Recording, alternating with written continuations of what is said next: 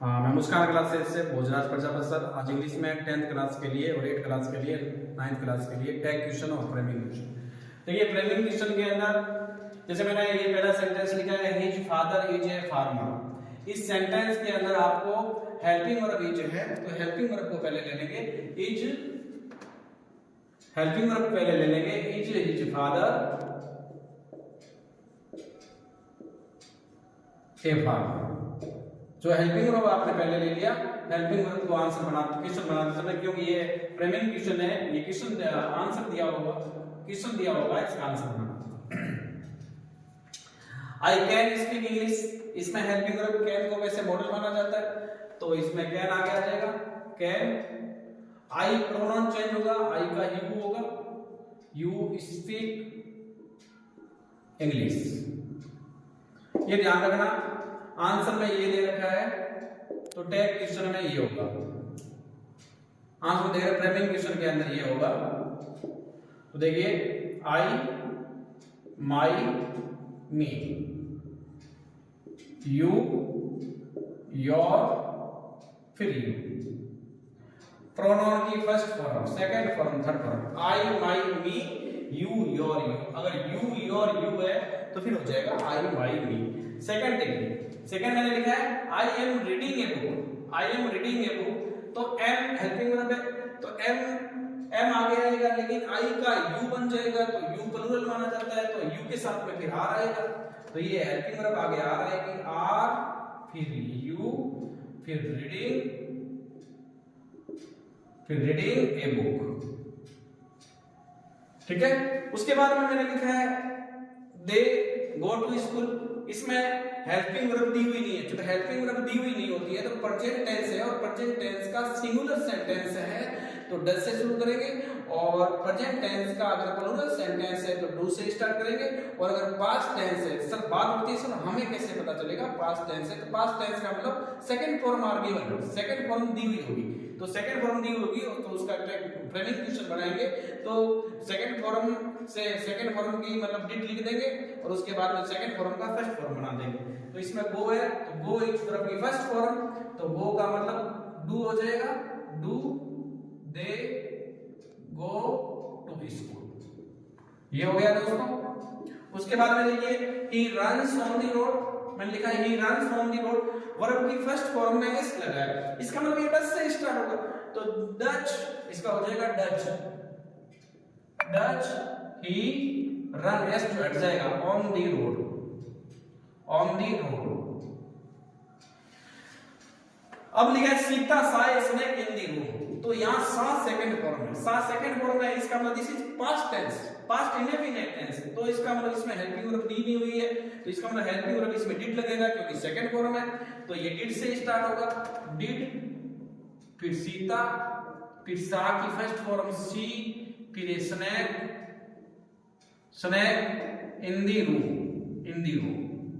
ये थे framing question, ये 10th क्लास के लिए इंपॉर्टेंट है, बोर्ड का एग्जाम है 7 मार्च को। अब टैग क्वेश्चन के अंदर देखिए, टैग क्वेश्चन के अंदर लिखा है मैंने, टैग क्वेश्चन के फर्स्ट सेंटेंस है ही कैन प्ले फुटबॉल। इसमें पॉजिटिव स्टेटमेंट होगा तो उसका नेगेटिव बनेगा, और नेगेटिव होगा तो उसका पॉजिटिव बनेगा। देखिए कैसे, ही कैन प्ले फुटबॉल, तो ये पॉजिटिव है तो इसका नेगेटिव बनेगा, कैन का क्या हो जाएगा, कैन नॉट। प्रोनाउन क्या है, ही, तो ही आ गया। जैसे मैंने सेकंड लिखा है सी इज क्लेवर गर्ल, और तो इसका मतलब ये पॉजिटिव है, तो पॉजिटिव है तो इसका नेगेटिव बनेगा, तो इसकी हेल्पिंग वर्ब क्या है, इज, तो इज का क्या हो जाएगा, इज नॉट। फिर ये प्रोनाउन क्या है, सी। उसके बाद में सीता वाज कुकिंग फूड, तो यहाँ हेल्पिंग वर्ब क्या है, वाज। लेकिन आप ये सेंटेंस देखिए, ये सेंटेंस पॉजिटिव है, अगर पॉजिटिव स्टेटमेंट होगा तो नेगेटिव बनेगा, और अगर नेगेटिव स्टेटमेंट होगा तो पॉजिटिव बनेगा। That's so clear. तो देखिए इसमें हो जाएगा फिर was not see, he plays football, इसमें हेल्पिंग वर्ब नहीं है, हेल्पिंग वर्ब दी हुई नहीं है, तो देखिए आप प्लेज वर्ब की फर्स्ट फॉर्म में उसमें एस लगा हुआ है, इसका मतलब डच लगेगा, तो डच ये पॉजिटिव है तो डच नॉट ही। उसके बाद में लिखा है मैंने सी किक्ड ए डॉग, यहाँ ब्लैंक्स होगा, तो सी किक्ड या किक्ड वर्ब की सेकंड फॉर्म है, तो इसका मतलब यहाँ हेल्पिंग वर्ब लगेगी डिड, और डिड नॉट होएगा और सी आ जाएगा। They run on the road, they run on the road, यहाँ वर्ब की फर्स्ट फॉर्म है, इसका मतलब हेल्पिंग वर्ब डू आएगा, और ये पॉजिटिव स्टेटमेंट है तो इसका नेगेटिव बनेगा डू नॉट दे। उसके बाद में मैंने लिखा है कि इंडिया, इंग्लैंड जैसे जिस भी कंट्री का नाम है तो उसके लिए सी प्रोनाउन आएगा, और जैसे कंट्री, सिटी और सिटी नेम, और जैसे बीकानेर, जयपुर, जोधपुर उसके लिए इट आएगा, प्रोनाउन इट आएगा। और कॉमन नाउन सिंगुलर हो, कॉमन नाउन मैंने कहा सिंगुलर, जैसे टेबल, बुक, डॉग, काउ उसके लिए इट आएगा। और कॉमन नाउन प्लूरल जैसे टेबल्स, बुक्स, डॉग्स, काउस उसके लिए दे आएगा। उसके लिए बाद में मैंने लिखा है एवरीवन, एवरीबॉडी, समवन, समबॉडी उसके लिए प्रोनाउन दे आएगा, ये ध्यान रखना है। Nothing, never, none, not, not, few, little, hardly, seldom, a few यानी और रियरली, स्कैरली, इसमें भी इसका टैग क्वेश्चन क्या बनेगा पॉजिटिव। वैसे इसका सेंटेंस, इसका जो अर्थ है वो नेगेटिव निकलता है, इसका अर्थ नेगेटिव निकलता है, इसके लिए टैग क्वेश्चन इसका पॉजिटिव बनेगा।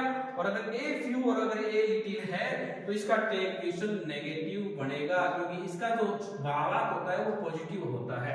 और imperative sentence, imperative IMPERATIV, imperative sentence, imperative sentence में जो आपका टैग क्वेश्चन बनेगा वो विल यू या वांट यू, दोनों में से कोई सी भी रख सकते हैं। जैसे मैंने इसका सेंटेंस लिखा है कि open the window, open the window, ये इंपेरेटिव सेंटेंस है, यानी तो इसके लिए क्या आएगा विल यू।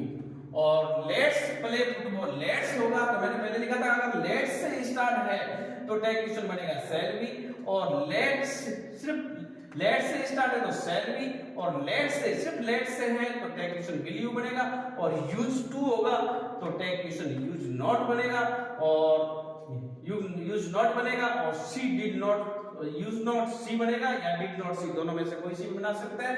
जैसे मैंने लिखा है let's play football, let's play S से स्टार्ट है तो शैल भी आया। उसके बाद में मैंने देखो ये लेट्स से स्टार्ट किया है, let the student go now, तो उसके बाद में आएगा विल यू।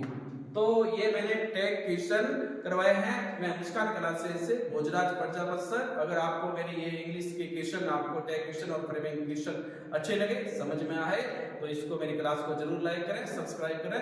Thank you.